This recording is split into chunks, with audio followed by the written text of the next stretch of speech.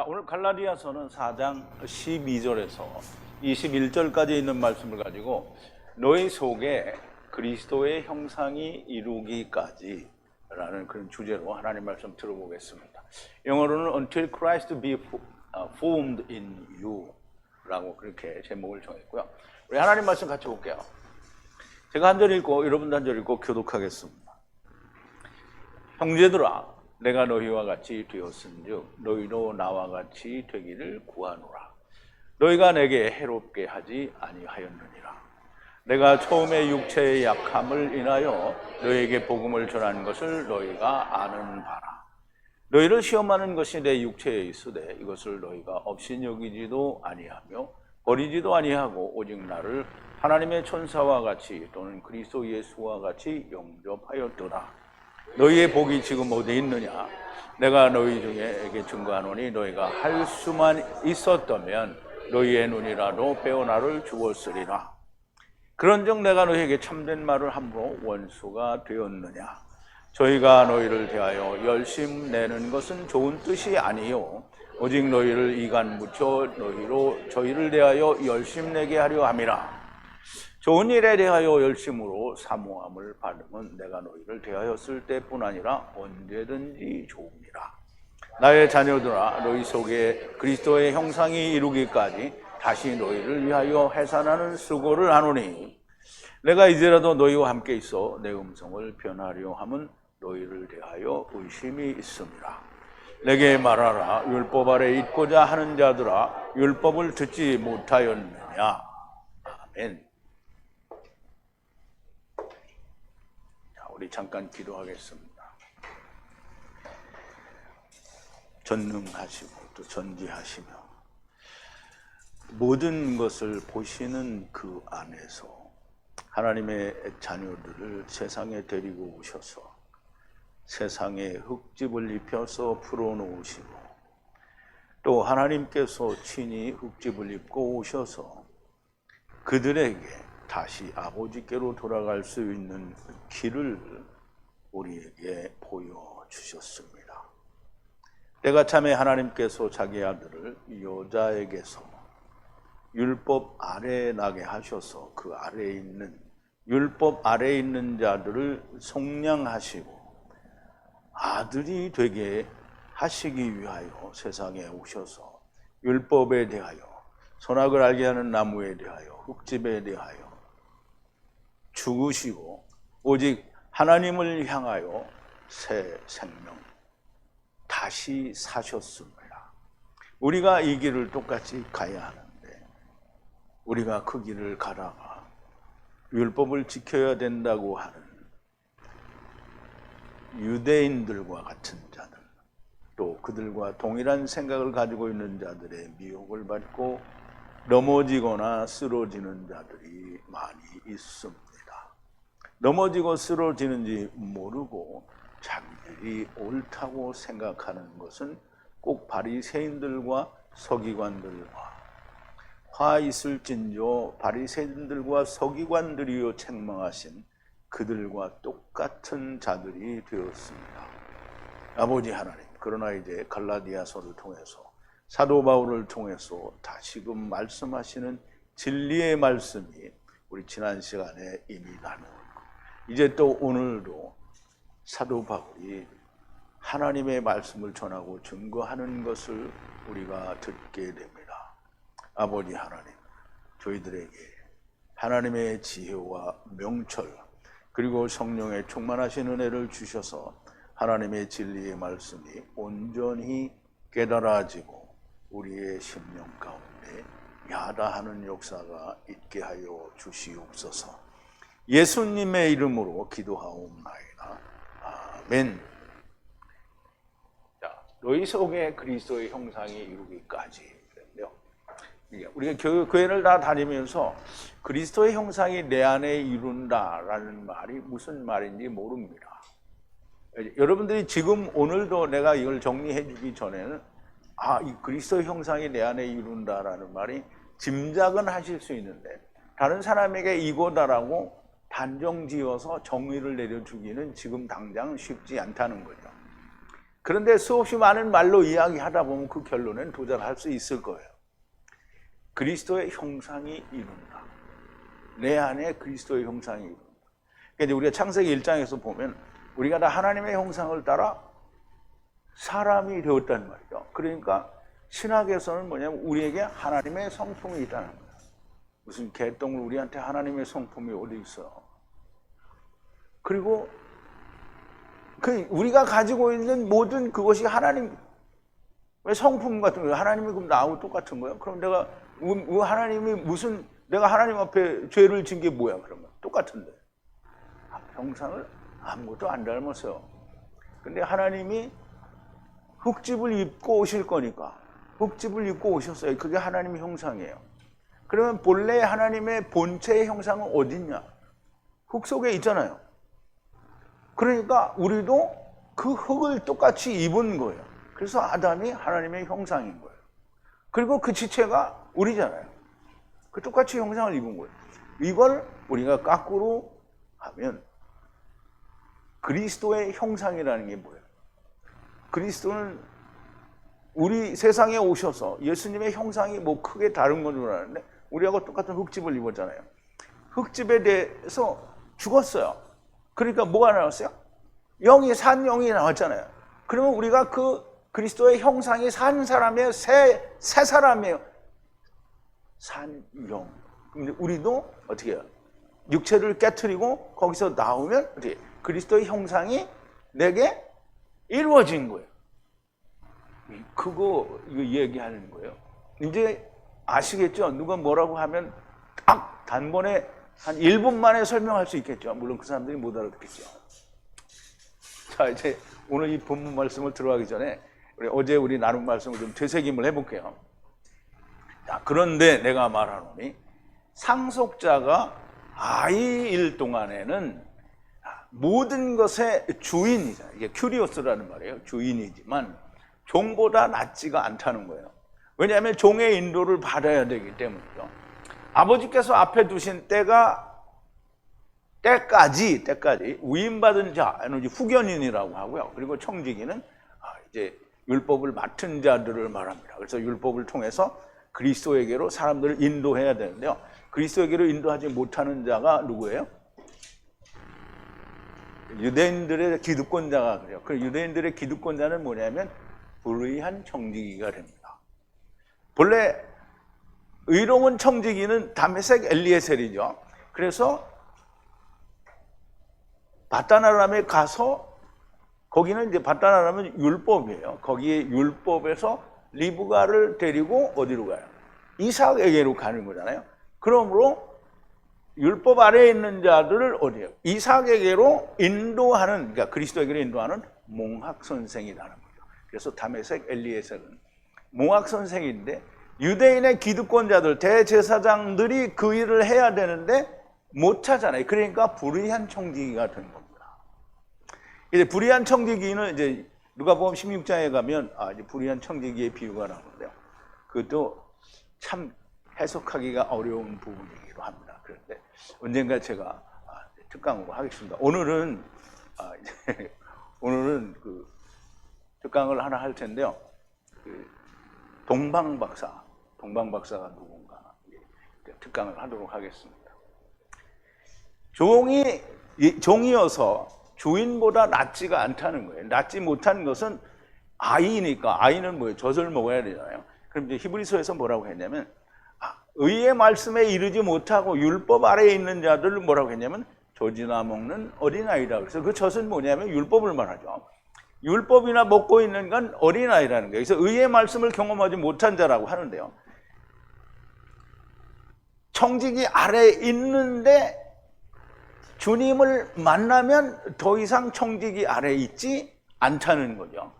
이는 다메섹 엘리에셀로 보이고요. 그는 아브라함의 종으로 리브가를 이삭에게 인도하는 자가 되므로 율법이라 말할 수 있고요. 율법을 똑같이 유대인들 가운데에서 기득권자들, 즉 가르치는 자, 예수님이 뭐라 그랬어요? 니고데모에게 너는 이스라엘의 선생으로서 이것을 알지 못하냐?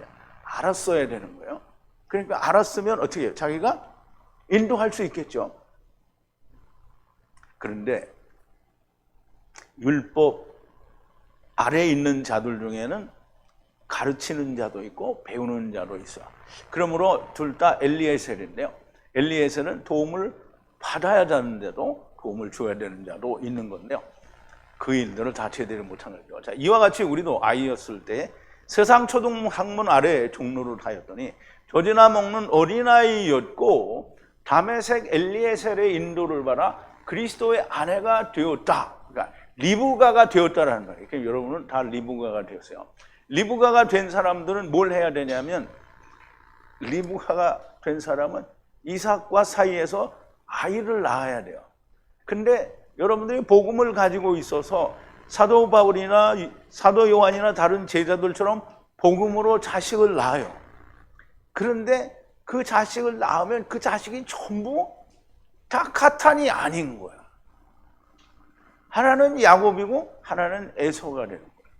그러므로 이삭이 낳았는데 다 이삭이 낳았으니까 다 복음을 낳아야 되잖아요. 근데 아닌 거예요. 그러니까 여러분도 복음을 전거해요. 그런데 오늘 우리도 똑같잖아요. 복음을 전거했는데 다 왔어. 이게 다 이제 우리는 한 통속인 줄 알았더니 8년이나 지났는데 나가잖아요. 그러니까 거기는 모두가 다 야곱만 나오는 건 아니에요. 그러니까 에브라임이 요셉의 아들이잖아요. 그러면 요셉이 낳은, 요셉은 그리스도의 예표잖아요. 그럼 요셉이 낳은 거는 전부 요셉의 아들만 낳아야 되잖아요. 그런데 에브라임이 나오고 므낫세가 나오는 거예요. 그러니까 에브라임은 갑절에 열매를 맺는 거고요. 므낫세는 뭐예요? 자기가 고난받는 걸 잊어버리는 거예요. 언제 잊어버려요? 죽어야 잊어버려요. 그래서 므낫세는 가돌이에요. 자, 이렇게 리브가가 되었으면 열매를 맺어야 되는 거예요. 때가 차는 것이 들어오는 때에 하나님께서 그의 아들을 여자에게서 하야하게 하시고 율법 아래 하야하게 하신 것은, 그럼 이제 때가 차면 하나님께서 자기 아들을 여자에게서 나게 하고요, 율법 아래 나게 했어요. 그 말은 여자에게서는 뭐예요? 사람과 똑같은 육체로 오셨다는 거고요. 또 율법 아래 나셨다는 말은 선악을 알게 하는 남은 지체들과 똑같은 모습으로 오셨다는 거예요. 그래서 지체들과 동일한 상태로 오셨다는 말이고, 그와 같이 율법 아래에 있는 자들을 똑같은 상태로 왔으니까 내가 먼저 그 죄를 벗어야, 흙집을 벗어야 다른 사람이 벗을 수 있는 걸 보여주는 거예요. 그러므로 예수님이 자기를 어떻게 하나님 앞에서 살리셨는지, 주님은 나는 내 목숨을 버릴 권세도 있고 다시 취할 권세도 있다고 했죠. 그러므로 주님이 그 길을 보여주신 거예요. 그러니까 우리는 똑같은 길을 가야 되는 거예요. 주님이 교회에 성실했어요? 아니면 주님이 무슨 세상의 교인들이 목사들한테 헌신 봉사한 것처럼 그렇게 했어요? 안 했어요. 그냥 세상에 대해서 죽고 하나님께 대해서 사는 거예요. 우리가 갈 수 있는 길은 그 길밖에 없어요. 그런데 다른 길을 가잖아요, 전부. 어떻게 무슨 길이에요? 어떤 집사님은 강대상을 매일같이 닦으면서 우리 아들 잘 되게 해달라고. 그러니까 강대상을 닦아서 구원받으라고 하는 것도 아니에요. 우리 아들 잘 되게 해달라고. 그러니까 강대상 닦는 거하고 주님이 가신 길하고 무슨 상관이 있어요? 근데 꼭 그게 그것만이 이해가 아니라 모든 예수 믿는 사람들이 다 거의 그런 식으로 하나님을 믿는다 이 말이에요. 그런데 우리가 그렇게 죄 가운데, 흙 가운데, 그럼 육체 가운데 율법 아래에 있으니까 거기서 나오라고 보여주는 거예요. 그럼 이제 우리가 다 똥통에 빠졌어. 근데 어떤 사람이 똥통에서 나갔어요. 그럼 우리도 따라서 나가야 되잖아요. 근데 우리는 안 나가고 있습니다 이렇게 하고 있으면 똥통에 있는 거잖아요, 그냥. 지금 교회가 그렇게 하고 있는 거예요. 율법 아래에 있는 자들을 속량한다라는 말은 그 말을 하는 거예요. 그와 같이 다시 아들로 취하려 하심이라. 그러면 다시 아들로 취한다라는 말은 이게 이제 순서를 알아야 돼요. 순서를 알아야 돼요. 제일 먼저 우리가 하나님의 지체였잖아요. 하나님의 지체였는데 하나님이 야 갈래? 가자. 네. 그래서 다 왔잖아요. 그래서 마귀한테 넘겨준 거예요. 그게 뭐냐면 흙집을 입었다는 거예요. 흙집을 안 입었으면 온 게 아니에요. 물론 태움에 와 있을 때 이미 하나님의 나라를 떠나는 거예요. 그럼 흙집을 줬잖아요. 그럼 흙집을 줬으면 뭐예요? 그걸 벗어야만 살 수 있는 거예요. 그게 우리가 흙집에 율법 아래 여자에게서 났다라는 얘기예요. 근데 그게 마귀의 자식이 된 거라는 말이죠. 근데 마귀의 자식에서 다시 하나님께로 돌아오는데 마귀에 대해서 죽지 않으면 못 돌아오는 거예요. 그게 회개예요. 내가 무슨 잘못을 저지르는데 어떤 그 여자 집사님처럼 뭐 교회 돈 가지고 와서 노름 다 하고 다 잃어버려요. 근데 그거 교회 가서 밤새도록 회개하면 용서가 돼요? 그래, 그렇게 하고 용서받았다고 생각을 하는 거예요. 그게 회개는 하나님을 떠난 상태에서 하나님께로 돌아왔어야 그게 회개예요. 날마다 밤마다 내가 회개하는 건 회개 아니에요. 그냥 반성하는 거죠. 반성은 얼마든지 할 수 있어요. 그런데 회개는 내가 죽은 상태에서 생명의 상태로 돌아오는 거예요. 근데 흙집에 있지만 여전히 나는 하나님을 향해서 살고 있으면 그게 회개가 된 거예요. 그래서 그것을 다시 하나님의 아들이 되었다라고 하는 거예요. 그래서 마귀의 자식이었기 때문에 입양 양아들이라고 하는 거예요. 그런데 본래의 자리를 되찾아간 것이 되겠죠. 그런데 너희가 아들이기 때문에 너희는 아들이라는 거예요. 아들이라는 말은 그 아버지의 것을 상속받을 수 있다는 거예요. 그럼 이제 우리가 세상에서 그렇잖아요. 자식이 많으면 다 나눠 가져야 되지만 외아들이면 아들한테 다 주잖아요.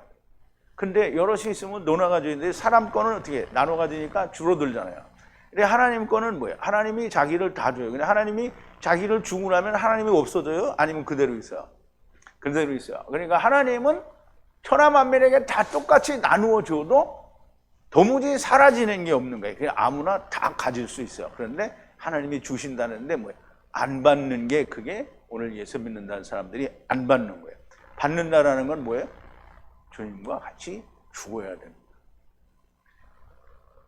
그래서 너희가 아들이기 때문에 하나님, 이제 아들이라는 사람의 증거는 모든 사람이 나는 하나님의 아들이라고 주장할 수 있잖아요. 우리 자매님이 나는 하나님의 아들이라고 주장하잖아요. 주장하는데 그의 아들의 영을 보냈어요. 아들의 영이 뭐예요? 하나님을 아버지라 부를 수 있는 영을 보내주시단 말이에요. 그게 뭐예요? 성령. 성령을 보내주셔서 마음의 성령이 하나가 되는 거예요. 이 연합한다라는 말은 에이스라는 말로 연합하는 거예요. 하나가 되는 걸 말해요. 그래서 연합하여 아바 아버지라 부르게 하시니라. 그러니까 여러분들은 다 하나님을 아버지라고 부르시죠. 그런데 세상에 예수 믿는 사람들이 다 하나님을 아버지라 그래요. 근데 그렇게 부르는데 그러면 뭐가 다르냐? 뭐가 다르냐? 다르죠. 여러분들이 스스로 느낄 거예요. 그런데 교회 열심히 다니면서 하나님 아버지 이러는 사람들은 그냥 배운 아버지예요. 배운 아버지. 진짜 아버지인 거를 몰라요. 아바는 원래 우리말 아빠하고 같은 단어예요. 그래서 구약에서는 전부 아부 그랬는데 그게 이제 아람어로 넘어오면서 아바가 됩니다. 아바. 그래서 아빠라는 말은 우리나라 사람들이 본래는 노아의 후손 중에 한 씨가 이리 왔다라는 그런 말로 우리가 이야기할 수 있어요. 그런 말이 어디냐? 그러면 믿지 마세요. 믿지 않으면 됩니다. 주님이 처음 사용하셨는데요. 이제 헬라어로는 처음 그렇게 아빠라고 쓰신 거예요. 자, 그러므로 너희는 더 이상 종이 아니라 아들이니 만약 아들이면 그리스도에 의해 하나님의 상속자라 더 이상 다메섹 엘리에셀이 필요하지 않다는 거예요. 율법 아래 있지 않다라는 얘기를 하는 거잖아요. 그러나 그때 너희가 하나님을 알지 못해 본성으로 하나님이 아닌 자에게 종로를 하였다. 그럼 이제 이 갈라디아 교회 사람들이 본래는 하나님이 아닌 자를 섬겼어요. 왜? 선악을 하게 하는 나무를 먹은 그 본성으로 그걸 섬긴 거예요. 그런데 이제 너희가 하나님을 알게 됐고 하나님도 너희를 알아요. 그럼 이제 이게 굉장히 중요한 거예요. 내가 하나님을 아는 거, 그거는 이제 누구나가 다 하나님을 알 수 있어요. 왜? 나는 하나님을 안다고 하고 다 그렇게 말을 하니까. 그런데 하나님이 나를 알아야 돼요. 하나님이 나를 모르면, 이제 예수님이 그렇잖아요. 마태복음 7장에 보면, 나더러 주여 주여 하는 자마다 다 천국에 들어갈 것이 아니라 하늘에 계신 내 아버지 뜻대로 하는 자라야 들어간다 그랬잖아요. 그런데 그날에 많은 사람들이 주여 내가 주의 이름으로 선지자 노릇도 하고 귀신도 쫓아내고 큰 권능도 행하지 아니하였나이까 이렇게 하는데 주님이 뭐라 하세요? 나는 너를 모른다.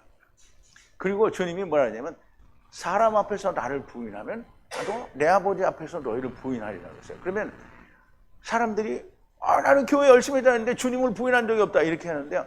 성전이 이루어졌는데 성전을 짓고 있으면 주님을 부인하는 거예요. 안식을 예수님께서 우리에게 주셨는데 안식일을 지키고 있으면 주님을 부인하는 거예요. 율법을 완성하셨는데 내가 율법의 일부를 지켜야 된다라고 말하면 주님을 부인하는 거예요. 그게 율법을 어긴 거고요. 예수님께서 이루신 그것을 믿지 않는 거예요. 그 율법을 범하는 자가 되는 거죠. 그러므로 주님께서 나는 너를 모른다라는 자가 되면 절대로 안 되는 거고요. 내가 하나님을 알아요. 그리고 하나님도 나를 알아. 이거는 아버지와 아들과 내가 성령으로 하나가 되었다라는 얘기를 하는 거예요. 그런데 이제 하나님의 아신 바가 되었는데 너 어째서 율법을 또 따라가려고 하느냐 이 말이에요. 어찌하여 약하고 천한 초등학문의 종노릇을 하려느냐. 너희가 날과 달과 그리고 절기와 해를 지키니 너희들에게 연합하게 힘써 일을 했는데 너희에게 헛되게 되지 않을까 두려워하노라. 복음이 잘못되는 것은 아닙니다. 복음은 예수님이 십자가에서 죽어서 온 세상을 구원했어요. 그러면 예수님의 죽음이 잘못됐어요? 복음을 믿지 않는 놈이 잘못됐어요? 믿지 않는 인간들이 잘못된 거예요. 사도 바울도 날과 달과 절기와 삼가 해를 지키니 내가 너희를 위하여 수고한 것이 헛될 거 하노라. 자기가 한 수고가 헛된 게 아니고요. 자기들에게 헛된 거예요. 그게 자기들에게. 그러니까 자기들이 믿지 않게 되니까 헛되게 되는 거예요. 복음은 헛되지 않습니다. 그걸 두려워한다는 거죠. 주님을 믿지 않으면 자기만 잘못하는 게 되는 거예요. 그래서 오늘 이제 본문 이제 12절인데요. 형제들아, 내가 너희와 같이 된 것 같이 나와 같이 하야하기를 구하노라. 너희가 나에게 해롭게 하지 않았느니라 그랬어요. 자, 나와 같이 되라는 거예요. 기노마이는 되다 또는 이제 히브리어로는 하야라는 말인데요. 나처럼 되라는 거고요. 형제들아, 너희가 또 나같이 되라는 거예요. 내가 너희같이 되었으니 너희는 또 나같이 되라는 거예요. 그거를 내가 간구한다는 거예요. 누구에? 하나님께 간구했죠. 너희가 나에게 잘못하지를 않았다는 거야. 너희가 나를 잘 대해줬다라는 얘기예요. 내가 너희처럼 되었고 너희는 나처럼 되라. 이게 이제 우리가 이제 베드로가 안디옥 교회에서 이제 외식할 때 이제 사도 바울이 베드로에게 책망을 하죠. 네가 유대인으로서 이방인처럼 살려고 하면서 어째서 너는 이방인들에게 유대인같이 살게 만들려고 하느냐 이런 말을 하는 거죠. 이게 똑같은 거예요. 내가 너희처럼 됐으니까 너희는 나처럼 되라 이 말이에요. 사도 바울은 그런 비슷한 말을 많이 하죠. 너희는 내가 그리스도를 본받은 것 같이 너희가 나를 본받으라는 거예요.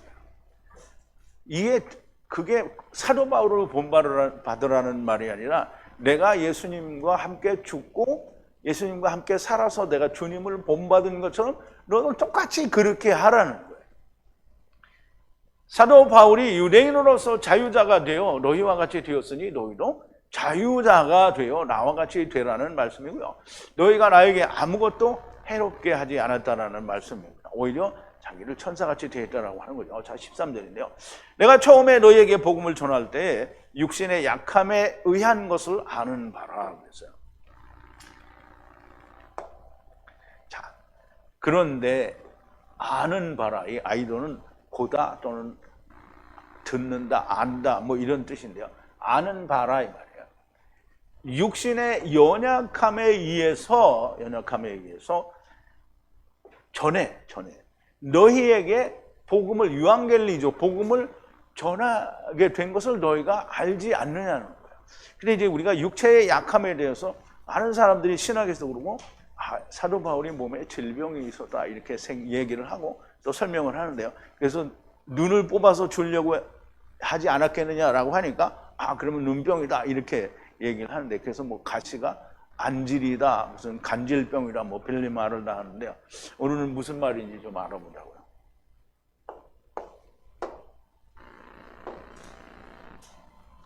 사도 바울이 갈라디아 교회에 처음 복음을 전할 때에 육체에 약함이 있었다라는 건데요. 병이 들었었던 것이라 할 수도 있으나 병이 든 것이 아닐 수도 있습니다. 그래서 이런 판단하기는 여러분들이 지금 제 얘기를 듣고 야 이게 그 말이구나 이렇게 이해가 되면 알 수 있습니다. 근데 갈라디아 교회, 그러니까 우리 갈라디아 교회라고 성경에는 나와 있는데 갈라디아 지역에, 그러니까 에베소는 에베소 지역에 있는 에베소 교회라고 이름을 지었어요. 근데 갈라디아 교회는 갈라디아 지역에 있는데 그 지역에 있는 교회를 그냥 갈라디아 교회라고 말을 하는데 거기가 그냥 큰 지역이 갈라디아예요. 그래서 그 지역은 북갈라디아가 있고 남갈라디아가 있는데 남갈라디아에 있는 한 교회가 갈라디아 교회입니다. 아니면 다른 교회가 더 있을 수도 있어요.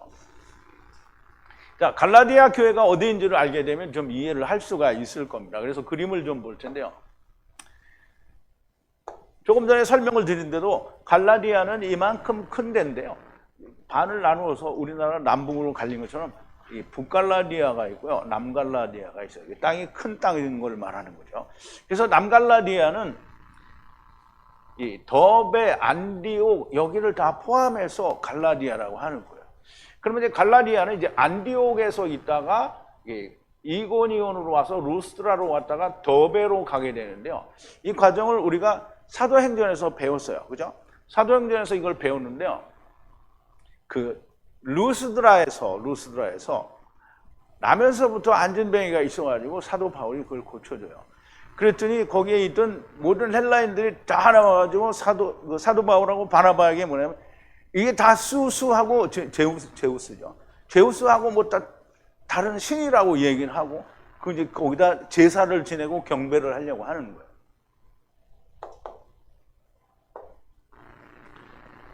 자, 바울이 처음 전도 여행 때 바나바와 함께 갔을 때 세운 것이었고요. 이 지역이라는 것을 생각할 때 루스드라에서 안디옥과 이고니온에서 온 유대인들에게 돌에 맞아 죽게 된 것을 우리가 얘기한다라고 그렇게 이해를 할 수가 있습니다. 자, 우리가 한번 같이 제가 읽어드릴게요. 루스드라에 발을 쓰지 못하는 한 사람이 있어 앉았는데 나면서부터 안진뱅이 되어 걸어본 적이 없는 자라. 바울의 말하는 것을 듣거늘 바울이 주목하여 구원받을 만한 믿음이 그에게 있는 것을 보고 큰 소리로 가로되 네 발로 일어서라 하니 그 사람이 뛰어 걷는지라. 무리가 바울의 행한 일을 보고 루가오니아 방언으로 소리질러 가로되 신들이 사람의 형상으로 우리 가운데 내려오셨다 하여 하는. 바나바는 수스 제우스라 하고 바울은 그 중에 말하는 자이므로 허메라 하더라. 성박 스스 신당의 제사장이 화관을 가지고 대문 앞에 와서 무리와 함께 제사하고자 하니 두 사도 바나바와 바울이 듣고 옷을 찢고 무리 가운데 뛰어들어가서 소리질러 가로되 여러분이 어찌하여 이러한 일을 하느냐. 우리도 너희와 같은 성경을 가진 사람이라. 너희에게 복음을 전하는 것은 이 헛된 일을 버리고 천지와 바다와 그 가운데 만유를 지으시고 살아계신 하나님께로 돌아오라 함이라. 하나님이 지나간 세대에는 모든 족속으로 자기의 길들을 다니게 묵인하셨으나 그러나 자기를 증거하지 아니하신 것이 아니니 곧 너희에게 하늘로서 비를 내리시며 결실기를 주시는 선한 일을 하사 음식과 기쁨으로 너희 마음에 만족해 하셨느니라. 이렇게 말하여 겨우 무리를 말려 자기들에게 제사를 못하게 하니라. 유대인들이 안디옥과 이고니온에서 와서, 이 안디옥은 수리아 안디옥이 아니고요. 그 이제 이고니온 오기 전에 바로 앞에 있는 안디옥에 다른 안디옥이죠. 거기에서 사람들이 와서 초인하여 돌로 바울을 쳐서 죽은 줄로 알고 성 밖에 끌어내치니라. 제자들이 둘러섰을 때 바울이 일어나 성에 들어갔다 이튿날 바나바와 함께 더베로 가서 복음을 그 성에서 전하여 많은 사람을 제자로 삼고 루스라와 이고니온과 안디옥으로 다시 돌아가게 되죠. 그러면 지금 사도 바울이 이 더베가 갈라디아를 말하고요. 그래서 거기에 있는 교회를 말하는 건데요. 거기에서 더베에서 복음을 증거할 때 죽은 줄, 돌에 맞아서 죽은 줄로 알고 제자들이 데리고 더베로 갔다는 거예요. 근데 거기에서 복음을 증거했어요. 그러니까 사도 바울이 내가 육체가 병들었을 때 약할 때, 병들었다라는 말보다는 내 육체가 연약할 때, 그러면 이제 우리가 돌에 맞아 죽게 된 거는 육체를 가진 연약한 자니까 죽게 되는 거죠. 그래서 그때에 자기를 버리지도 않고 무시하지도 않고 천사처럼 하나님을 만난 것처럼 그렇게 그리스도를 만나는 것처럼 그렇게 대했다는 거예요. 그럼 그리스도를 만나는 것처럼 대하는 이유가 뭐냐면 그 앞에 있는 루스드라에서 나면서부터 안전뱅이가 일어나서 걷게 된 것을 들어서 헬라 사람들이 전부 제우스라 하고 호메라고 하고 그들에게 제사를 지내려고 했던 사실을 들은 거잖아요. 그러니까 그에게 복음을 듣고 하나님의 말씀을 믿게 된 거예요. 그 얘기를 내가 육체로 말미암아 연약할 때 너희가 나를 무시하지도 않고 그리고 거절하지도 않고 나를 하나님을 만나는 것처럼 그리스도를 만나는 것처럼 천사를 만나는 것처럼 그렇게 됐다라는 얘기를 하는 거예요. 돌에 맞아 죽게 되는 것도 역시 육체의 연약함이 되는 것이고요. 이렇게 설명될 때 안디옥은 수리아의 안디옥이 아니었다라는 것으로 우리가 결론을 낼 수 있는 거죠. 갈라디아 교회 바울을 천사같이 대접하였다라는 말로 설명할 수가 있게 되는 거죠. 자, 14절인데요. 나의 육신 안에 너희를 시험하는 것이 나에게 있으나 없이 여기지도 저버리지도 않고 그러나 하나님 천사같이 나를 그리스도 예수같이 영접하였다라는 거예요. 자, 그리고 시험하는 건데요. 내 안에 시험하는 게 있는데요. 나의 육신 안에 시험하는 게 있는데요. 너희가 나를 경멸하지도 않고 거절하지도 않았다라는 거예요. 그러나 하나님의 천사같이 영접하고 나를 그리스도 예수같이 영접했다는 거예요. 그러면 이제 사도 바울이 루스드라에서 사도 베드로가 요한과 함께 성전 미문 앞에서 나면서부터 안전뱅이 된 사람을 어떻게 해요? 고쳤죠. 그러면 유대인에게만 나면서부터 안전뱅이가 있는 게 아니라 이방인에게도 똑같이 나면서부터 안전뱅이도 있고 소경도 있고 귀머거리도 있고 다 있는 거예요. 그런데 사도 바울이 그들 중에 안전뱅이를 고쳤으니까 이방인도 안전뱅이 된 사람은 다 고침을 받는다는 거예요. 누구로 말미암아? 예수 그리스도로 말미암아. 안전뱅이는 뭐예요? 우리가 안전뱅이는 이게 하나님 말씀으로 일어서지 못한 자를 말하는 거예요. 그냥 우리 육신이 걸어다니고 나는 안전뱅이 아닌데 이렇게 하는 게 아니고 하나님 말씀으로 일어서지 못한 자. 그러니까 구약에서는 전부 뭐라 그래? 하나님 앞에서 쿵 일어나라는 거예요. 아마도 서라는 거예요. 하나님 말씀으로 서라는 거예요.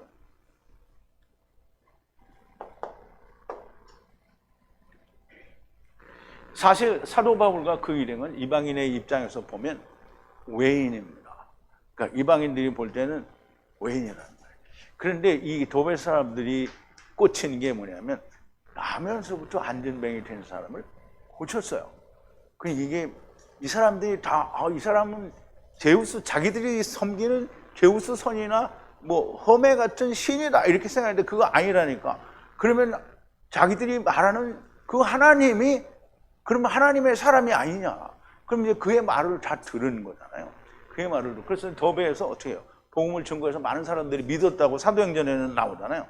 그러니까 여기에 이 사람들이 이방인들이 생각할 때 이 사람은 자기네 민족한테 돌에 맞아서 뒤지는 이게 뭔가 수상한 사람들 이렇게 생각할 수도 있는데 자기들이 본 것 때문에 사도 바울을 하나님의 천사같이 그리스도 예수처럼 영접을 했다는 거예요. 그렇게 했는데 갈라디아 교회는 더베에 있는 이제 교회를 갈라디아 교회라고 우리가 그렇게 추측해서 설명을 할 수 있겠습니다. 자, 15절인데 그러므로 그 축복이 무엇이었느냐? 너희에게 나를 위해 증거하노니 만약 가능하면 너희의 눈을 파서라도 나에게 주었을 것이라. 그러니까 이제 우리가 하나님 말씀을 볼 때 보면 여기는 보면 너희가 눈을 파서라도 나에게 주었을 거라. 그러면 이제 보세요. 더베에 있는 사람들이 전부 자기 눈을 다 파가지고 두 개 다 파면 안 보이니까 하나만이라도 파서 주고 저기서 하나 파서 주고 그럼 바울이 눈이 몇 개가 되겠어요? 바울이 눈이 수천 개가 되겠죠. 그러니까 이제 잘 생각을 해야 돼요. 그게 눈을 파서 준다고 그랬잖아요. 그러면 자기가 그때 여러분 잘 생각해야 돼요.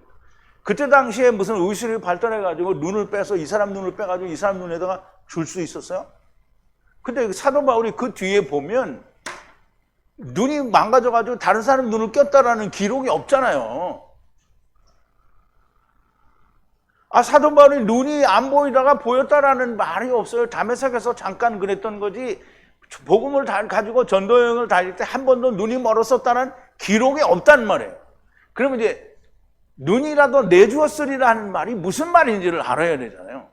그래서 나는 이렇게 열심히 얘기를 하는데 여러분들은 이제 알아들어요. 그러니까 힘이 나죠. 그런데 유튜브에서 보는 사람들은 무슨 소리인지를 모르는 거 내가 이 얘기를 해줘도 아 그래? 그런가 보다. 그리고 이제 지구 속에 처박혀 있는 거죠. 자 이제 보세요. 그러므로 어디 갔느냐 무엇이냐 축복이 너희가 그 축복이 어디에 있느냐 그게 도대체 뭐냐.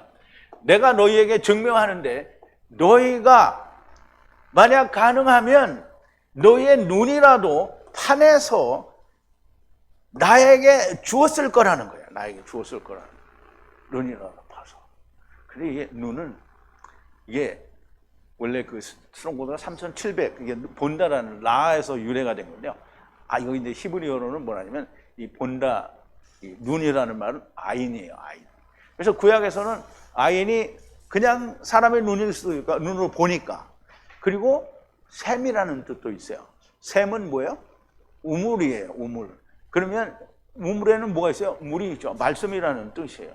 근데 땅을 파서 이게 파내다라는 단어 자체가 사람의 눈을 이렇게 판다는 게 아니고 땅을 판다는 거예요. 땅. 그럼 이제 땅을 팠는데 왜 눈이 나와? 이게 땅을 여기 이제 이 판다라는 말을 다른 데에서도 이 판다는 말이 나와요. 땅을 파는 거예요. 그럼 이제 우리가 그 달란트에 비유해 보면 한 달란트 받은 사람이 뭐였냐면 땅을 파고 묻어요. 예, 누가복음에 가면 문화는 수건에 쌓아둬요. 땅에 묻는다는 말은 자기 속에 감춰둔 거를 말합니다. 안 꺼낸 거예요. 꺼낼 수가 없죠. 모르니까. 그럼 이제 보세요. 루스드라에 있던 안전뱅이를 고친 놀라운 기적과 바울의 예수 그리스도의 복음에 대하여 듣고 묻게 되었으니 자기들이 우상을 섬기던 눈을 파내어 바울에게 주었을 것이라는 말씀이에요. 자기들의 자기들의 눈은 뭐예요? 우상을 보던 눈이잖아요. 그걸 자기들이 그 눈이 어디에 있어요? 육신으로 보긴 하지만 그 우상이 전부 어디가 있어요? 자기 마음에 있는 거잖아요. 그러면 그걸 파내서 내가 바울에게 나는 이제 이따위 거는 이제 필요 없어. 그러니까 바울에게 주었으리라. 이게 바울이 그 말을 하는 거예요. 이 납득이 가요? 이해가 가요? 근데 집에서 그냥 상전 오지도 않는 사람은 이게 무슨 말인지 이해가 안 되겠죠? 이해가 안 될 거예요.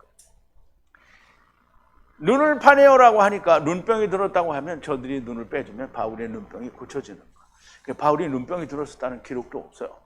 오늘날에는 가능할 수도 있겠죠. 물론 이제 오늘은 의술이 발달했으니까 그것도 눈을 다른 사람 걸 주어서 내가 눈이 뜰 수 있는 거는 모든 여건이 맞아야 되는 거예요. 뭐 아무나 다 줄 수 있으면 되는 게 아니에요.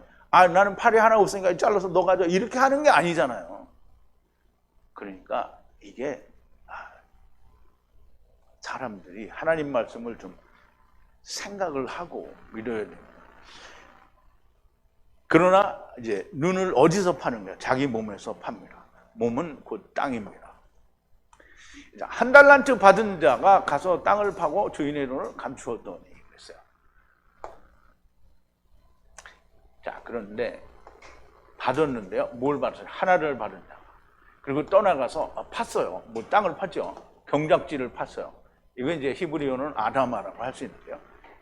그리고 숨겼어요. 누구를? 은화를 주님이 주신 그 은화를 숨겼어요. 어디에? 땅에.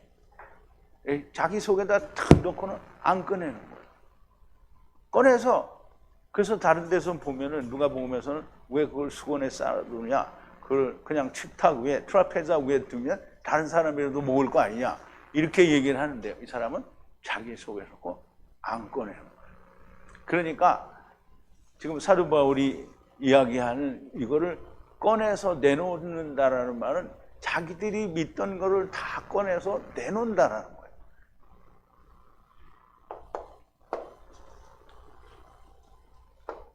자, 땅을 파다라는 말은 근데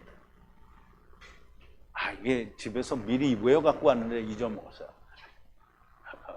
이제 에크라는 단어와 이게 오리쏘라는 단어가 합성된 거예요. 그래서 오리쏘, 이게 파다, 이게 말하자면 몸머로부터 파다라는 뜻인데요. 그러므로 자기의 마음에 있는 우상을 섬기는 것을 파내어 바울에게 주었을 것이라는 말씀입니다. 자, 16절인데요. 그러므로 내가 너희에게 진리를 말함으로 너희 원수로 하야하였느냐. 이제 기노마이를 전부 하야하느냐라고 제가 바꿨는데요. 자, 그러므로 너의 원수가 되었느냐? 기노마이 하야하였느냐? 원수로 하야하였느냐? 진리를 너희에게 말함으로 내가 너희가 원수가 되었느냐?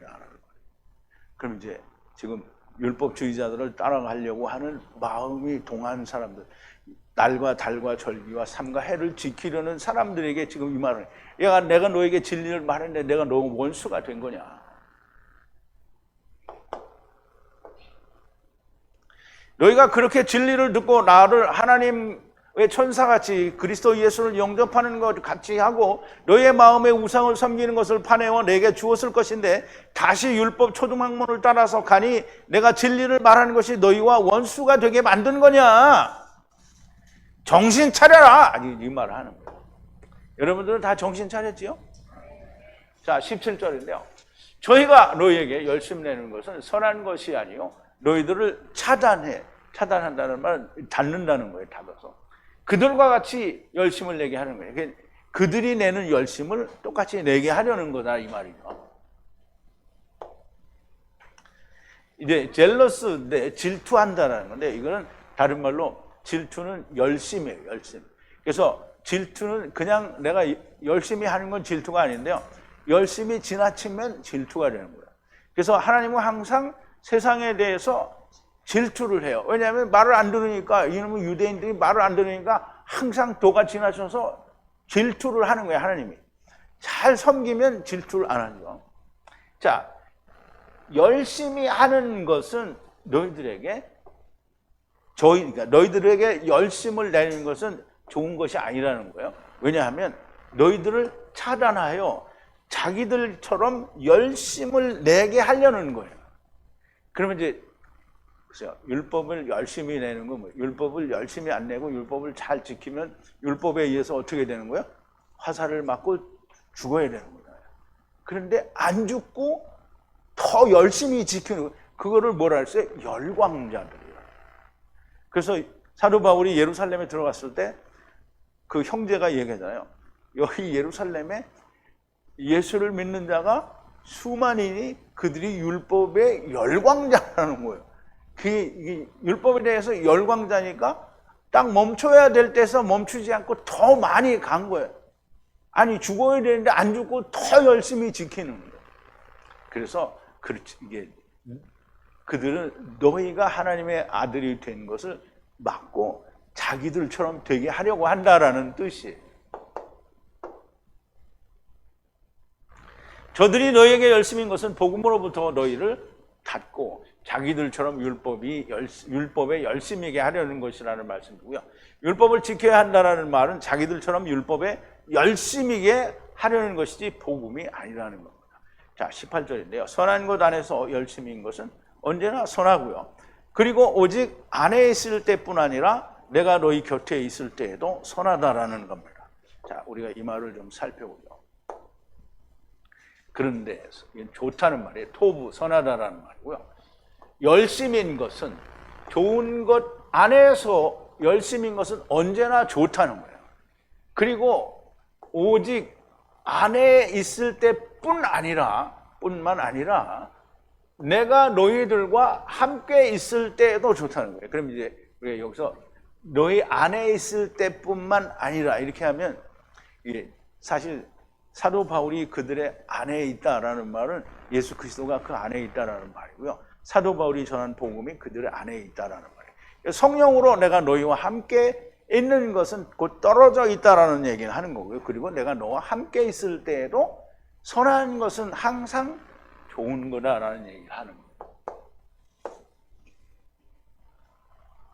선한 일에 대해 열심인 것은 성령 안에서 너희 안에 있을 때나 내가 너희와 떨어져 있는 것을 말씀하는 것이고요. 내가 너희와 함께 있을 때나 언제나 선하다는 겁니다. 선한 것 안에 거할 때는 아무 문제가 없어요. 그런데 율법은 그리스도에게로 우리를 인도할 때에는 악이 아니에요. 그런데 율법으로 자기가 일어설 때는 악이 됩니다. 그러나 저들에게 유대인 율법자들이 들어온, 그러니까 선이 망가진 거예요. 자, 19절인데요. 나의 자녀들아, 너희의 안에 그리스도, 이게 오늘 본 제목이 나온 거예요. 그리스도 안에 테무나, 이게 테무나나 제렘이나 이제 비슷한 의미인데요. 형상이라는, 모양이라는 뜻인데요. 어쨌든 예수 그리스도의 형상이 만들어지기까지 해산의 수고를 다시 한다라는 말이죠. 이제 그들의 마음이 변하니까 다시 한다는 거예요. 자, 나의 자녀들아, 다시 해산의 고통을 하노니 언제까지? 너희 안에 그리스도의 형상이 만들어지기까지. 그럼 너희가 그리스도 형상이 되기까지를 말하는 거예요. 그럼 이제 우리가 어제도 배웠는데, 예수님이 십자가에서 죽고 다시 살심으로 말미암아 세상에 대한, 이게 옛사람은 흙집이죠. 옛사람에 대하여 하나님을 향해서 산 새로운 생명이 됐으니까 새 사람이라고 얘기를 하는 거예요. 그럼 옛사람은 죽은 거예요. 새 사람이 살아죠. 그럼 여기서 얘기가 이거예요. 그리스도의 형상이, 즉 예수님이 이루신 새 사람이 내가 새 사람이 되기까지, 이 말이에요. 다시 한번 내가 해산의 수고를 해야 된다는 말이에요. 그러니까 이게 사도 바울이, 우리가 이제 고린도 전후서를 통해서도 배웠고요. 그리고 갈라디아를 먼저 전에도 했지만, 갈라디아 그 모든 그 교회가 예수 그리스도로 말미암아 하나님의 아들이 된 사람들에게 미혹과 넘어뜨리려고 하는 시험이 뭐냐면 율법이에요. 율법에 의해서 넘어지게 되는 거예요.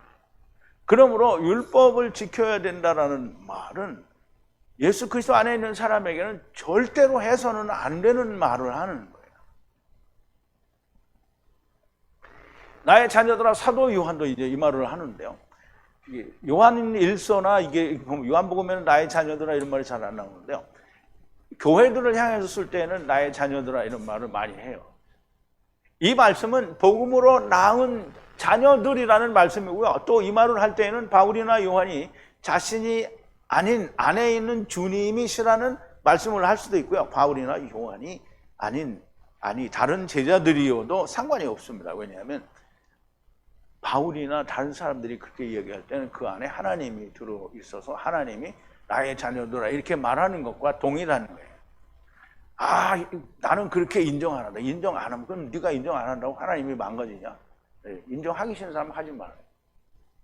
너희 안에 그리스도의 형상이 이룬다. 즉 우리가 하나님의 형상 곧 흙집을 입은 것 같이 밧사르에 갇힌 것 같이. 보세요. 하나님이 자기 형상 곧 하나님의 형상대로 사람을 창조하시고 남자와 여자를 창조하셨다고 그러죠. 하나님이 에투 인간을 만드셨어요. 바라예요. 만드셨다. 이 바라예요. 형상으로. 형상인데요. 하나님의 형상대로 창조했어요. 누구를 창조했어? 에트바 자카르. 자카르는 남자예요. 네케바는 여자고요. 그리고 네케바를 창조했어요. 에탐 하나님의 말씀으로 창조했다는 거예요. 그러면 하나님, 이게 이 말을 제가 쓰는 이유는 아까도 제가 설명을 드렸어요. 하나님이 형상을 입었어요. 하나님은 보이지 않는 분이잖아요. 근데 하나님이 형상을 입었어요. 그럼 빌립보서에 보면 보이지 않는 하나님이 형상을 입었다라고 얘기했는데 그게 아담도 그렇고 예수님도 그렇고 똑같이 첫사람 아담이나 나중사람 아담이나 똑같이 하나님, 보이지 않는 하나님이 보이는 상을 입었다라는 말이 흙집을 입었다는. 그렇게 똑같이 흙집을 입혀서 남자와 여자를 봐라 하셨다라는 말이에요.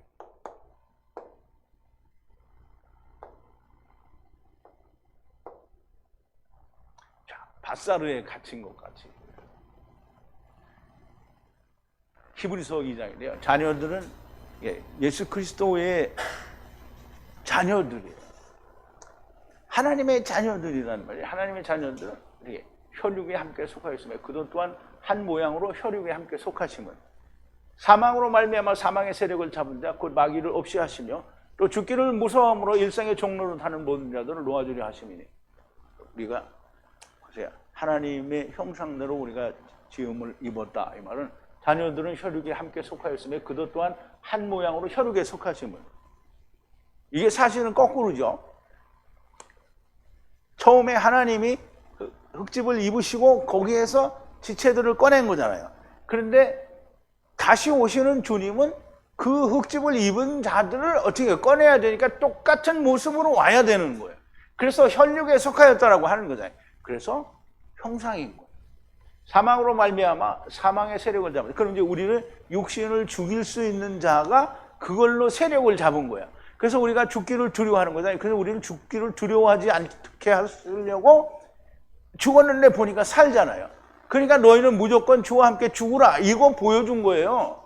그거 보여준 건데 그래서 종로로 살지 말라고 하는데 이는 실로 천사들을 붙들어주려 함이 아니요 오직 아브라함의 자손 곧 아담의 후손을 말하는 거죠. 붙들어주려 하심이라. 그러므로 저가 범사에 형제들과 같이 대심이 마땅하도다. 이는 하나님의 일을 자비하고 충성된 대제사장이 되어 백성의 죄를 구속하려 하심이라. 자기가 시험을 받아 고난을 당하셨은즉 시험받는 자들을 능히 도우시느니라. 그러면 예수 그리스도가 가신 길은 이미 명쾌하게 보여주신 거잖아요. 그런데 그거 보고 주님이 가신 길을 안 가는 거는 주님을 어떻게 안 믿는 거죠. 안 믿는 거예요. 그러니까 이제 내가 전에도 늘 얘기하지만 주님이 강을 건너갔어요. 그런데 주님은 건너갔어요. 그러니 너희도 나를 따라오느라. 그래서 주님이 가신 걸 믿고 가면 건너요. 근데 믿지 않고 가면 어떻게 해요? 뭘 빠지죠? 그게 누구예요? 베드로잖아요. 믿어야 돼요. 믿는 거는 그러면 가는 거예요. 그게 믿는 거예요. 그냥 뭐 내가 논리적으로 이성적으로 사람의 생각으로 다 납득이 된 거를 믿는 게 아니라 하나님을 믿는 거는 보이지 않는 걸 믿는 거잖아요. 보이지 않는 영이 살아나는 걸 믿는 게 하나님을 믿는 겁니다. 그냥 내가 육신이 다시 사는 거가 이게 예수 믿는 거 아니란.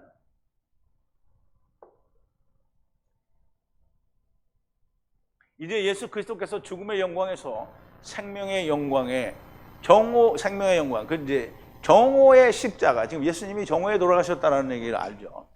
십자가로 이루셨으니 이제 내가 그것이 나의 안에 이루어지게 되면 다시 해산에 이루어지게 이제 이루어졌는데 사람들이 믿지 않으니까 다시 이루어지게 해산의 고통을 해야 한다는 겁니다. 다시 말하자면 너희 안에 온전한 그리스도가 예수 그리스도가 이루어지지 않았다라는 거예요. 자, 20절인데요. 그런데 내가 너희와 함께 있어 지금 나의 음성을 변하려 하는 것은 너희 안에 의심이 있음이라.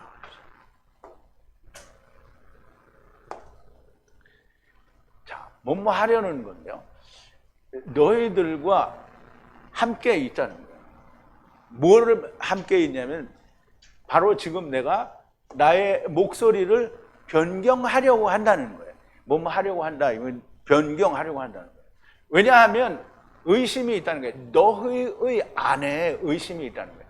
사도 바울이 하나님 말씀에 대한 의심이 있는 게 아니라 이들이 하나님 말씀에 대한 의심이 있어서 내가 너희에 대하여 음성을 변하려 한다. 지금 하나가 된 복음의 말씀을 전하는 게 아니라 너희가 미혹이 돼서 마음에 흔들림이 있으니 다시 내 음성을 변하여 너희에게 다시 복음을 전하는 그 말을 해야 된다라는 얘기를 하는 거죠. 그런데 내가 지금 성령으로 너희와 함께 있어서 나의 음성을 변하려 하는 것은 너희의 안에 의심이 있음이라는 거예요. 음성을 변하려 한다는 건 너희 안에 그리스도의 형상이 있는 것이 의심이 있기 때문이라는 거예요. 사도 바울이 저들에 대하여 의심한다는 것도 틀린 말은 아니겠지만 사도 바울의 의심이 아니라 저희가 그리스도의 복음에 대한 의심을 가지고 있기 때문에 사람들이 해요. 믿으면 절대로 흔들리지 않아요. 아버지와 아들과 내가 하나 된 것이 성령으로 내 안에 온전히 이루어져서 그게 진리가 되면 다른 게 들어와도 이것 때문에 믿어지지가 않아요. 그러면 이제 세상에 교회 다니는 사람들이나 예수를 믿는다는 사람들은 전부 뭐가 그 속에 들어있냐면 신학이 들어있어요. 그 신학이 들어있으니까 예수님의 진리의 말씀이 들어오면 어떻게 해요? 부딪혀요. 안 믿어져요. 근데 하나님의 진리가 들어온 사람은 비진리가 들어오면 어떻게 해요? 부딪혀서 나갈 수밖에 없어요. 그런데 그 마음에 많은 의심이 생기면 어떻게 돼요? 물에 빠져요. 누가 그랬죠? 베드로가 물에 빠졌어요. 의심하네. 왜 의심하였느냐? 그러잖아요. 그러면 진리가 있어서 그거를 100% 믿고 내가 그 안에 하나가 되어 있으면 의심하지 않아요. 진리로부터 떠나간다라는 말은 진리에 대한 의심이 있기 때문입니다. 진리에 대한 확실한 믿음이 있으면 미혹이 되지 않습니다. 너무나 명백하게 예수 그리스도께서 진리를 말씀합니다. 요한복음 14장 6절인데요. 예수께서 가라사대 내가 길이요 진리요 생명이니 나로 말미암지 않고는 아버지께로 올 자가 없느니라. 예수님께서 그들에게 말씀하셨어요. 내가 길이요, 그리고 내가 진리이고, 그리고 내가 생명이라는 거예요. 생명. 아무도 올 자가 없다는 거예요. 아버지께로. 만약에 나에 의해서가 아니면, 그러면 예수님이 가신, 우리가 예수님 가신 길은, 예수님 가신 길이 어디예요? 골고다 언덕길 갔잖아요. 그럼 골고다 언덕길을 왜 갔어요? 죽으러. 대제사장들과 서기관들과 바리새인들에게 고난을 받고 율법에 대하여 고난을 받고 율법은 죽으라고 하니까 먼저 주님이 죽는 걸 보여주신 거잖아요. 그러니까 죽으러 갔어요. 그러니까 예수님이 가신 길은 죽으러 가는 거예요. 그러니까 죽으면 그게 진리예요. 그래서 생명이 있다는 거예요. 그러니까 그렇게 나를 통해서 그렇게 오지 않으면 아버지께로 올 자가 없다는 거예요. 그러니까 죽지 않으면 아버지께로 올 자가 없다. 그런데 이제 보세요. 우리가 죽는 거는 여러 가지가 있잖아요. 예수님과 함께 죽는 게 있고요. 예수를 막 자기 마음대로 믿고 또는 예수를 전혀 안 믿다가 죽어요. 그러면 이제 그냥 이 세상을 쾌락을 즐기고 살다가 죽고요. 열심히 믿는다고 하고 죽고 또 믿어도 잘못 믿고 죽고 그래요. 이게 다 사람이 죽는단 말이에요. 그러면 사람이 죽잖아요. 그러면 죽으면 육신의 껍데기를 벗었잖아요. 주님이 죽으라고 했잖아요. 근데 주님이 죽으라고 해서 죽지 않고 자기 혼자 살다가 죽잖아요. 근데 결과는 죽었잖아요. 그런데 죽었는데 모르잖아요. 자기가 왜 세상에 왔었는지 모르잖아요. 그러니까 어떻게 음부에 가서 소금 언약을 불로 성령님 불로 팍팍 치는 거예요. 그러면 다시 배우는 거잖아요. 그래서 다 예수님과 함께 죽으면 무조건 이 첫째 부활에 들어가는 거예요. 첫째 부활에 들어가는 게 정말 놀라운 영광입니다. 그런데 하느님이 분명히 아브라함에게 얘기했어요. 천하만민이 너로 말미암아 복을 받으리로다. 그럼 이제 예수님의 그러니까 아브라함의 씨 예수 그리스도 이삭에 대해서도 얘기를 했어요. 내 씨로 말미암아 천하만민이 구원을 얻으리라. 그래서 구원을 얻으면 1등으로 받는 게 좋겠어요? 2등, 3등, 4등으로 받는 게 좋겠어요? 1등으로 받아야 돼요. 1등으로 받으면 뭐예요? 천사 되는 거잖아요. 그럼 예수님이 그리스도 심판 때, 그러니까 말하자면 7년 환란 때 이제 공중 재림하셔서 데려갈 자들을 부르실 거잖아요. 그때 오실잖아요. 그때 오실 때 누구랑 같이 온다고요? 천사들이랑 같이 온다고 했잖아요. 근데 그 천사가 누구예요? 한 사람밖에 없네. 한 사람밖에 없어. 이거 천사들이 온다는데 왜 한 사람밖에 없을까? 그럼 이제 그때 오는 천사가 좋겠어요? 그때 가서 들림 받고 있는 천사가 좋겠어요? 들림 받는 것도 좋긴 좋죠. 왜? 되니까. 그런데 보세요. 음부에 가서 1000년 동안 아니 그거보다 더 길게 가서 이빨 갈고 맨날 울고 있다가 둘째 사망에 가서 하나님의 나라를 간다. 그게 좋겠어요? 안 좋아요. 절대 안 좋아요. 근데 그래도 그러니까 사람들이 생각이 짧은 거야. 뭐 어차피 구원인데. 그래, 그럼 어차피 구원인 사람은 음부로 가라. 그래서 이제 안 믿고 자기 멍청하게 멋대로 사는 사람은 어떻게 해요? 음부로 가는 거예요. 음부 가서 참 마음대로 살아라 이거지. 나는 안 말려. 진짜 안 말려.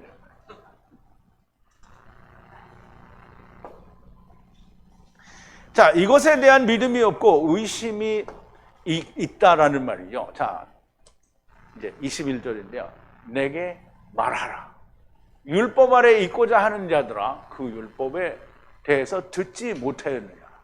이게 이제 이거는 오늘 얘기를 안 해요. 다음 시간에 얘기하게 될 텐데, 너 율법에 대해서 듣지 못하느냐. 그 율법은 뭐냐면 이게 조금 제가 맛을 보여드릴게요.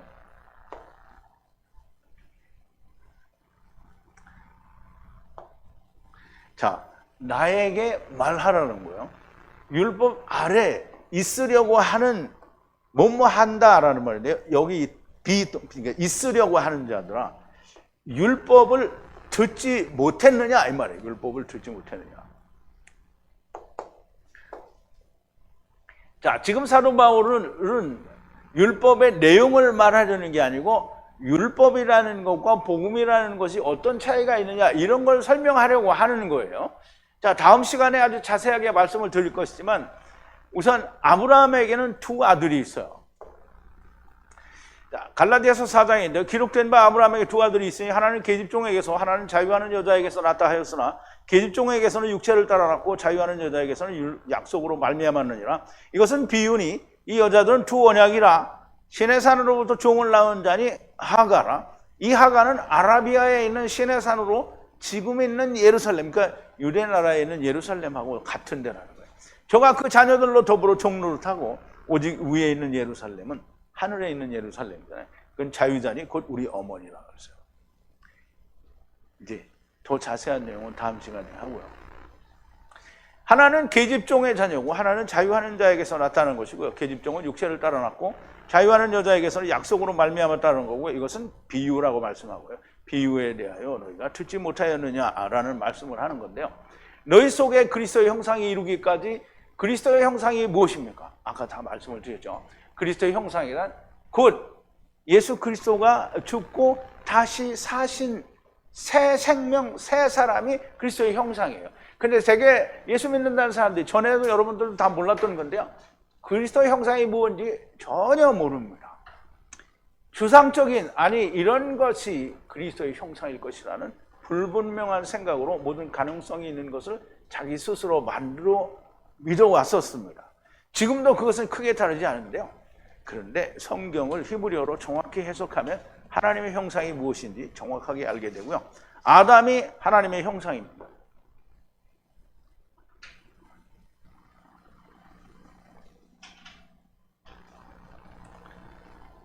이제 아까 보여드린 건데 또 똑같이 나와요.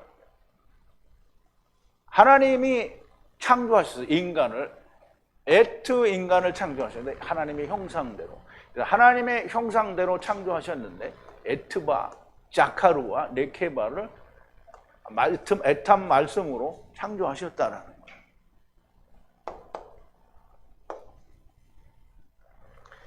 우리도 아담처럼 발화된 것이고요. 하나님의 형상이라는 하나님의 흙집을 입으신 것처럼 우리도 흙집을 입었다라는 말씀이 됩니다. 이것이 제렘입니다. 형상입니다. 그리스도의 제렘은 십자가의 고난을 받으시고 다시 살으신 것이고요. 그러므로 주님이 나를 따라오려거든 자기를 부인하고 자기 십자가를 지고 나를 따를 것이라고 말씀하신 것이고요. 그러므로 주님 가신 길을 그대로 따라가면 나도 새 사람이 되는 거예요. 그리스도의 형상, 즉 다시 산 하나님께로 향하여 새 생명이 된 것처럼 나도 새 생명, 영이 산다라는 얘기죠. 이제 아까 요한복음 14장 6절을 본 건데요. 근데 아까 보셨으니까 이제 보지 말고 그냥 가자고. 주님의 형상이 이루어지는 거고요. 예수 그리스도의 형상을 이루는 것은 주님이 십자가에서 흙집을 율법에 대하여 죽으시고 하나님을 향해 다시 사신 것을 그리스도 앞에 침례를 받음으로 주님의 죽으심과 다시 사심이 나에게 완벽하게 이루어지는 것이 곧 그 길을 가는 거고요. 주님의 형상이 내게 이루어지는 거다라는 것을 말씀을 드리는 겁니다. 자, 이것을 갈라디아 교회 성도들이 율법을 지켜야 한다라는 유대인들에게 미혹되는 것이 보이므로 다시 여기에 완벽하게 이르기까지 해산의 수고를 해야 하는데 그 한 가지로 율법의 비유에 대해서 이제 설명을 한다라는 거예요. 그래서 비유에 대한 설명을 다음 시간에 하게 됩니다. 다음 시간에 말씀을 드리게 되는 아브라함의 두 아들에 대한 비유를 통해 더욱 분명하고 명확한 그리스도의 형상이 이루어지는, 물론 여러분은 이미 다 이루어졌는데요. 또 8년이 지나서 어디 떠나가는 사람이 생기지 않기를 바라는 마음으로 여러분도 다 똑같이 그렇게 형상이 되기를 바랍니다. 우리 기도하시겠습니다. 사랑이신 우리 아버지 하나님, 감사와 찬송과 영광을 돌립니다. 사도 바울을 통하여 우리에게 증거하시고 전하는 하나님의 참 진리의 말씀을 인하여 우리는 매일 같은 말을 듣는 것 같은데 하나님은 같은 말을 반복할 수밖에 없는 것이 그렇게 쉽고 간단한 얘기들을 사람들이 자기의 생각대로 자기의 원하는 하나님을 찾기 때문에 믿지 않음으로 같은 말을 계속 반복해야 하시는 그 의지에 있는 분이 하나님이고 종들도 역시 그 같은 말을 해야 됩니다. 사도 바울도 말씀하기를 내가 너희에게 같은 말을 하는 것이 유익하다고 했고 수고를 돈다고 했습니다. 아버지, 하나님께서 우리에게 그렇게 수천 년 동안 말씀하신 그 말씀이 유대인들에게 들리지 않았습니다. 오늘 이방인들에게도 들리지 않습니다. 그런데 아버지, 이제 마지막 때에 하나님께서 우리의 귀를 열고 하나님의 말씀이 들리게 하셨으니 아버지요, 좀 더 많은 사람들, 좀 더 많은 지체들이 하나님의 말씀이 들리게 하나님께서 역사하시고 인도하여 주시옵소서. 예수님의 이름으로 기도하옵나이다. 아멘.